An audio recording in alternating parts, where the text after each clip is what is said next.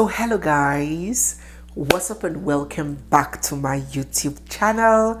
It's me, your girl barrister Neze, and this is Nezeville. On the 18th of December 2024, a tragic event occurred involving Queen Naomi Shilekunola. If you do not know Queen Naomi, she is the ex-wife of the Ooni of Ife, one of Nigeria's most reverend and prominent traditional rulers. Queen Naomi and the Ooni of Ife were married for about 3 years and they had a son together until this fateful day when Queen Naomi took to social media to announce that she will no longer be referred to as the wife of the Ooni or as the Queen of Ile-Ife. In other words, that she was leaving the Ooni, hence serving our king a hot sizzling breakfast on a sunny day. With his heart shattered in shreds, the Ooni went on a marriage rampage,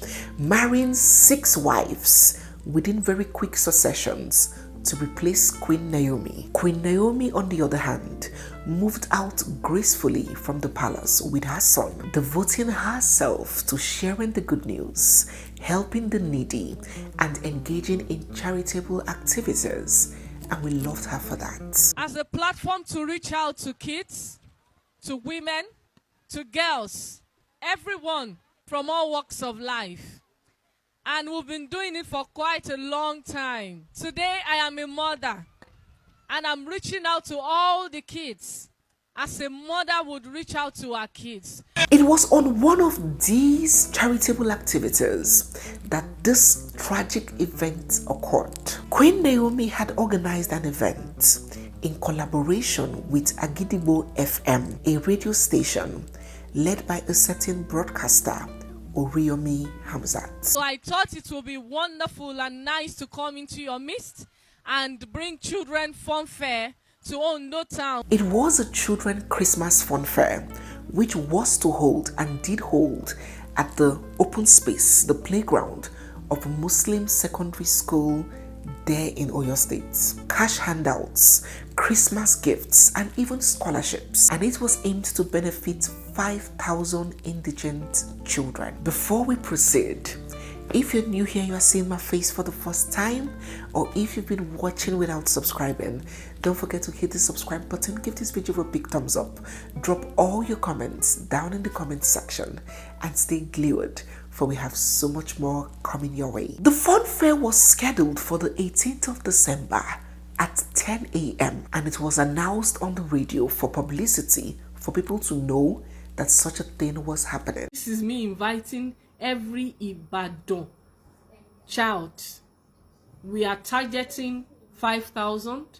That's our target. So once it's 5,000, we may not be able to accommodate. So first come, first serve. But as you very well know, there is hunger in the land, and the whole town erupted when they heard of this giveaway. Many parents, eager to secure a spot for their children, began arriving overnight. Some were reported to have even started helping their children to scale the fence and jump into the venue to wait before the program even started, just for them to gain early access. Of course, the gates were still locked at this time. It was an event that was to accommodate 5,000 people, but by now 8,000 people had already gathered. And despite the event was slated to begin at 10 a.m., by 5 a.m., 5 hours before the slated time, attendees had already flooded the gates, waiting to be let in. And as soon as the gates were eventually opened, oh my God, just crowd busted in, crashed in aggressively and frantically, and children started falling and getting trampled on. It became a full-blown stampede. Before this situation could be managed and brought under control, at least 35 children were laying dead on the floor. When the news of this most unfortunate incident made it out, of course everybody's hearts were shattered. A whole 35 children just died like that. What was their offense? Just wanting a little Christmas gift. So while we all were, soaking in the news and getting dampened by these turnout of events, something else happened. Something else that has now brought additional controversy. So shortly after this incident, the Oyo State Police Command announced that it has arrested 8 persons connected with this event. Queen Naomi, the broadcaster, Oriyomi Hamzat, even the school principal, amongst others, were taken into police custody. They have now been charged to court and slammed with very heavy, very serious charges, felonies. The Inspector General of Police has taken over this case and has transferred it to the homicide section of the state CID, the State Criminal Investigation Department. Bail have been denied for all of the arrested persons, and the next court hearing has been slated for 13th of January. The charges that they have been slammed with is 1. Culpable homicide. 2. Negligent acts causing harm, covered in section 344 of the Criminal Code. 3. Conspiracy to commit a felony, section 516 of the Criminal Code. And 4thly, a failure to provide adequate security and medical facilities, hence compromising the safety of the participants. As I said earlier, these are very, very serious offenses. For the offense of culpable homicide, which of course I believe will be culpable homicide not punishable by death. So there are 2 culpable homicides. There is the culpable homicide punishable by death. That's for people that have the intent to kill others, and that one is punishable by death too. And there is the culpable homicide not punishable by death, when it's like manslaughter. There is no intent to kill or cause grievous bodily harm. This one is more of being born out of negligence than intention, and many times it would come with a jail time of within 5 to 10 years. For the second offense, negligent acts causing harm, I don't think there is any particular section that stipulates a particular imprisonment term for it. But section 344 of the Criminal Code expressly stipulates that any person who is responsible for harm being caused to others due to their negligence is liable to imprisonment. Thirdly, conspiracy to carry out a felony. So remember what I told you about the crime of conspiracy. If you and I conspire now to do something bad and we do it, there is punishment for the act of doing that thing that is bad, and there is also punishment for even discussing it, for arranging to do that thing that is bad. So there are 2 imprisonment jail times, different and separate, for the act itself and for conspiring to carry out the act. So that felony of not providing adequate, being negligent to provide adequate security and safety solutions for participants, that negligence is a crime on its own. Then there is the conspiracy part. That's that whole arrangement for that occasion without putting into place security or safety measures is another offense. So there is conspiracy to commit the felony of that criminal negligence. That is the way the law works. But a lot of people are not having it at all. They have called for her immediate release, saying that is it her fault? It is not her fault. She was only trying to help. She was doing the things that the government could not do for its people. She didn't mean to hurt nobody. Let us get some of the comments here. This one said, "You are so fast to want to persecute someone who's trying to do what you are failing to do. Our misplaced priorities." This other one said, "How? This is not intentional and not her fault, or is there something else we don't know because this is getting too personal? Poor woman." And Wachuku Nkechi here said, "They have been looking for her downfall before now." Mercy here was also quick to add. She said, "Just say you are working on the order of the Oba. I no mention any Oba name. Una just won't spite the woman. Many things that have happened in Ibadan. How many people don't go jail?" And these are exactly the train of thoughts in the comment sections. These feelings are coupled with the fact that there are news out there that the Queen has been remanded in prison custody. She has been denied bail, and her family say that her health is failing. Her sister has come out to cry. Her mother has come out to cry, asking that their child be released.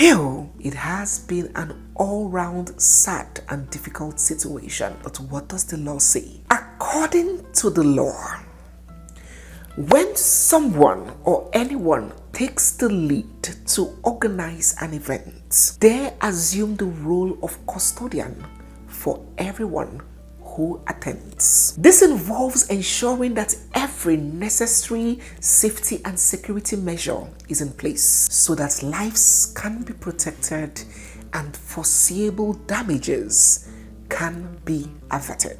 In this case, Queen Naomi, being one of the lead organizers of this event, had not only a moral duty but a legal responsibility to ensure that first, adequate planning was in place, crowd control measures were established, adequately trained personnel were stationed in the venue to organize free flow of human traffic, and emergency response services were arranged for. The safety of participants should always rank paramount, even ahead and before the items being shared, especially as they are minors. The law puts that responsibility on the organizers of the event, and just because one is carrying out a responsibility that is widely believed to be the government's does not absolve that one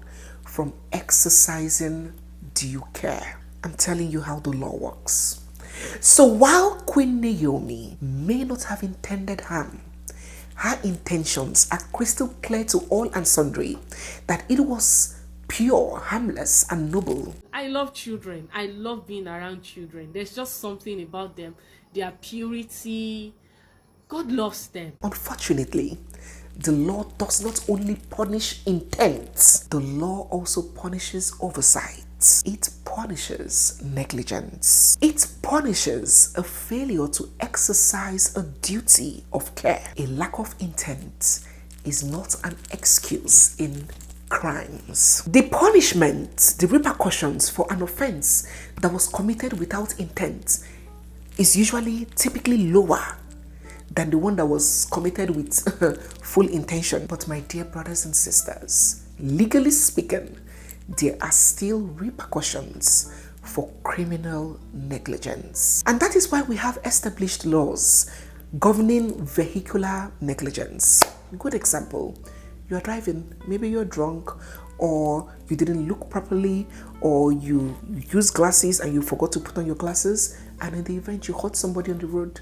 Did you intend to kill that person? No, but you will be punished for vehicular negligence. And we have property-related negligence, very common in the West. For example, slip and fall. You refuse to pack your snow. Someone is passing and slips and falls in front of your doormats. You will be punished for it. Despite it wasn't your intention for any person to fall, but because you have neglected your duty to make your environment safe for others to use, you will be held account for negligence. If that person just slips, little slip and fall, that is civil negligence. Damages, you will pay.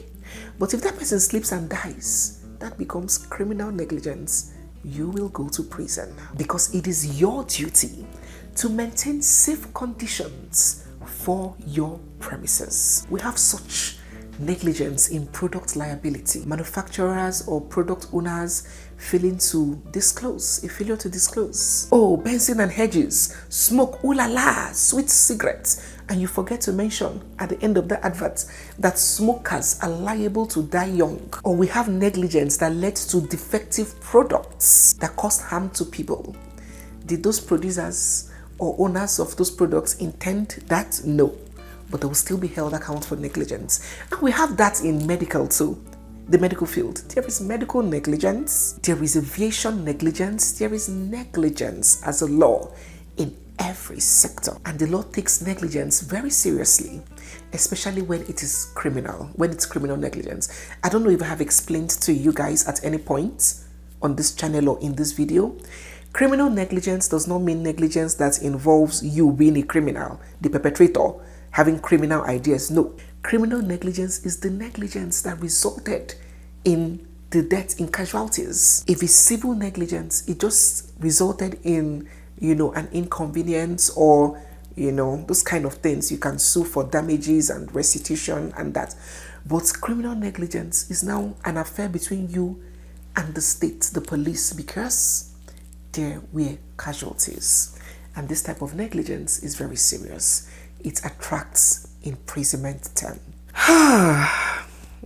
So sad. I feel very sad in this situation. But I'll still tell you what the law says. And for those saying it is not her fault, she didn't mean to, I hope you understand by now that intentions are not the only things that can be punished in law. Negligence, recklessness, failure to act can as well be punished. On the talk, the idea of, she's not the first, a lot of things has been happening.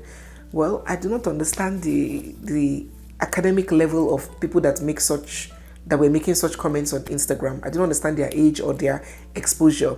But anybody who understands the law knows that that's not how things work. If, for example, you are given a ticket for overspeeding, you cannot tell the policeman, I saw one Honda too. Why didn't you catch Honda? That's not the way the law works. It's you that the policeman saw. It's you that he will get. It's you that he will punish. Just because some people have escaped punishment does not now make that situation ideal, that anybody can hide under it and say, okay, what of that one that happened, go? That's not the way it works. Other people's offenses do not exculpate yours. To conclude this video, the governor of Oyo State, I think that's Seyi Makinde, had vowed to see the end of this case.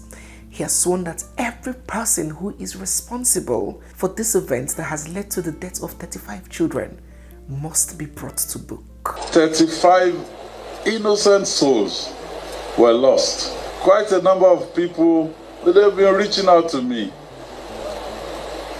saying, this thing happened in Anambra State. It happened also FCT. Nobody went to jail. Why is it in Oyo State that some people are going to jail? I said, well, Oyo State is not Anambra State. And no matter how highly placed, justice must be done. You can grant bail pending the trial. I don't have anything against it. But trial, the people must go on trial. Even if this entire country decides not to follow the rule of law, Oyo State we will dare to be different. Let us see how this case goes. Do share your thoughts down in the comment section. Do you believe that Queen Naomi and others who are now in police custody, in fact in prison custody, should be released? They were only trying to do good. They were only trying to do well. Don't allow their goodness to put them in trouble. Or are you of the second school of thought that says, okay, somebody has to be held accountable for this, but tamper justice with mercy, give the barest minimum? Or are you with the third school of thought who believe that the full wrath of the law should be applied? Almost 40 families have lost their children. Share your thoughts and your position down in the comment section. So guys, yes, we have come to the end of today's video. If you're new here, you are seeing me for the first time, or if you've been watching without subscribing, don't forget to hit the subscribe button, give this video a big thumbs up, drop all your comments down in the comment section, and stay glued, for we have so much more coming your way. It's me, your girl Barrister Neze, and this is Nezeville. I'll see you guys in my next one. For now, bye. Children are very special to me, and you are a very important part of the society. I'm excited to be in Ondo doing this for my kinsmen. I must say that indeed, as the Yorubas will say, "Eniyan laso mi."